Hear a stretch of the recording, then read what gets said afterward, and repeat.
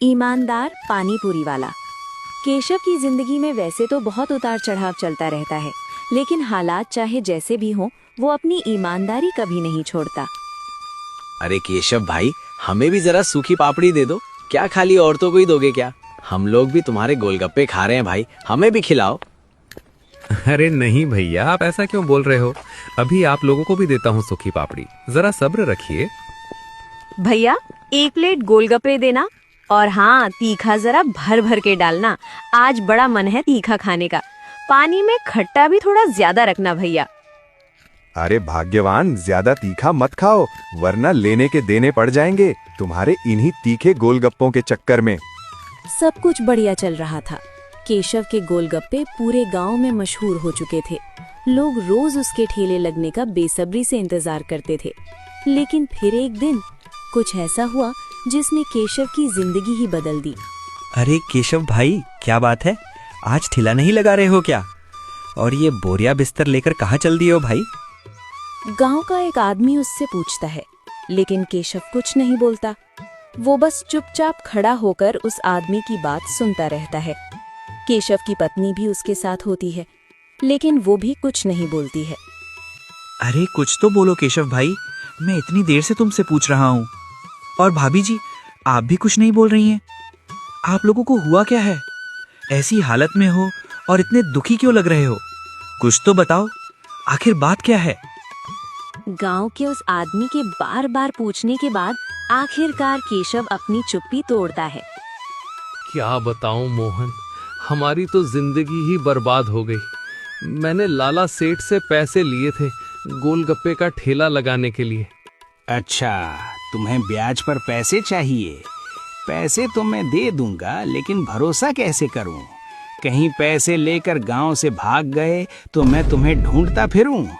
इसलिए सुन लो, गारंटी के तौर पर कुछ कीमती चीज यहीं मेरे पास गिरवी रखनी होगी। बिना गिरवी बिना भरोसा, और बिना भरोसे कोई पैसा नहीं। समझ में आया? तो गिरवी रखो, तभी सौदा होगा। सेठ जी, हमारे पास ऐसा कोई महंगा सामान नहीं है जिसे हम आपके पास गिरवी रख सकें। बस एक छोटा सा घर है। घर तो है ना, तो फिर उसी घर को गिरवी रख दो। जब पैसे हो जाएंगे लौटा देना, और अपने घर के कागज भी ले जाना। देखो, अगर घर मेरे पास गिरवी भी रहेगा तो मैं तुमसे कोई जल्दबाजी नहीं करूंगा। ना रोज रोज तगादा, ना कोई झगड़ा। बस शांति से सोच लो।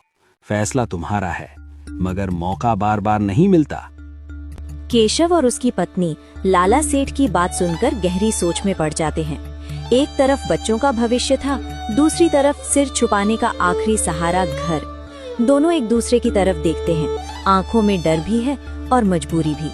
थोड़ी देर खामोशी रहती है, फिर भारी दिल से केशव और उसकी पत्नी अपना फैसला कर लेते हैं। केशव, हालात हमारे हाथ में नहीं है।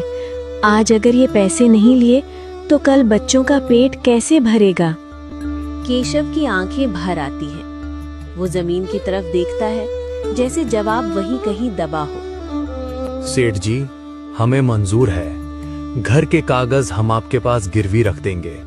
बस वादा कीजिए कि हमें वक्त। घर के कागजों पर हस्ताक्षर करके लाला सेठ को सौंप देता है। केशव के घर के कागज हाथ में आते ही लाला सेठ की खुशी 2 गुनी हो जाती है। घर को गिरवी रखने के बदले लाला सेठ केशव को जितने पैसों की जरूरत होती है उतने पैसे उसे दे देता है। पैसे तो मिल गए, अब इससे एक बढ़िया सा गोलगप्पे का ठेला खरीदेंगे। ऐसा ठेला जहां लोग रुकें, बैठें और हमारे हाथ का स्वाद याद रखें। हाँ केशव, मेहनत करेंगे, दिन रात एक कर देंगे। धीरे धीरे सेठ का पैसा भी चुका देंगे और अपना घर भी वापस ले आएंगे। बस भगवान साथ दे है, ये ठेला ही अब हमारी उम्मीद है। दोनों पति पत्नी गोलगप्पे का ठेला खरीदकर गोलगप्पों की सामग्री की तैयारी में लग जाते हैं। आलू उबलते हैं, चटनी पीसी जाती है, पानी में स्वाद के साथ ईमानदारी घुली जाती है। सब कुछ तैयार होने के बाद केशव पहली बार अपना गोलगप्पों का ठेला गांव की गली लगाता है। चारों तरफ सन्नाटा होता है, कोई आता जाता दिखाई नहीं देता। केशव बार बार रास्ते की ओर देखता है। जब उसे रास्ते में कोई नहीं दिखता तो उसका मन उदास हो जाता है। तभी दूर से एक छोटी सी बच्ची अपनी दादी के साथ केशव के ठेले की तरफ आती हुई दिखाई देती है। केशव की धड़कन तेज हो जाती है, जैसे उम्मीद ने धीरे से दस्तक दे दी हो। अरे बेटा सुनो, मेरी पोती को एक प्लेट पानी पूरी देना जरा, और हाँ, तीखा थोड़ा कम रखना बेटा। अभी देता हूँ चाची जी। केशव बच्ची को पानी पूरी देता है। जैसे ही बच्ची पानी पूरी का पहला निवाला खाती है, उसका मन खुश हो जाता है और वो मुस्कुरा उठती है। दादी, इन्होंने पानी पूरी इतनी स्वादिष्ट बनाई है कि मेरा मन खुश हो गया। आप भी एक बार खाकर देखिए, आपको भी बहुत अच्छी लगेगी। मुझे भी एक प्लेट देना बेटा। केशव दादी जी को भी एक प्लेट पानी पूरी देता है। दादी पानी पूरी खाते ही मुस्कुरा उठती हैं। कुछ ही देर में केशव के ठेले पर लोगों की भीड़ जमा हो जाती है। जो गांव पहले सन्नाटे में डूबा रहता था, वहां अब चहल पहल शुरू हो चुकी थी। हर कोई केशव के ठेले पर आकर पानी पूरी खाने लगा। गांव वालों को हमारी पानी पूरी बहुत पसंद आने लगी। कुछ ही दिनों में हमारा पानी पूरी का ठेला बहुत अच्छा चलने लगेगा।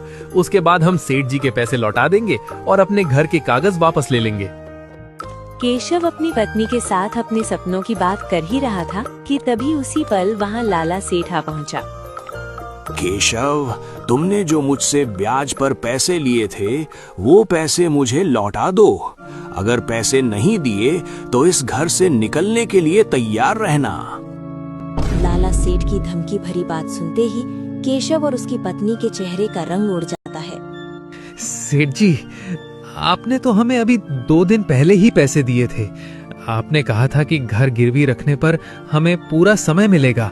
अभी तो हमने ठीक से कुछ कमाया भी नहीं है, फिर आप आज हमें घर से निकालने की बात क्यों कर रहे हैं?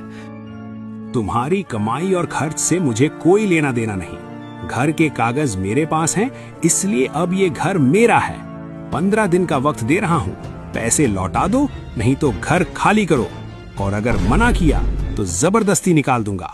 हमने मेहनत में कोई कमी नहीं छोड़ी, पानी पूरी के ठेले पर पसीना बहाया, लेकिन 15 दिन बीत गए और पैसे पूरे नहीं हो सके। इसलिए सिर झुकाकर नहीं, बल्कि ईमानदारी के साथ मैंने अपना घर छोड़ दिया। केशव ने ईमानदारी का रास्ता चुना, जबकि लाला सेठ ने चालाकी का। मजदूर केशव के पास कोई विकल्प नहीं था।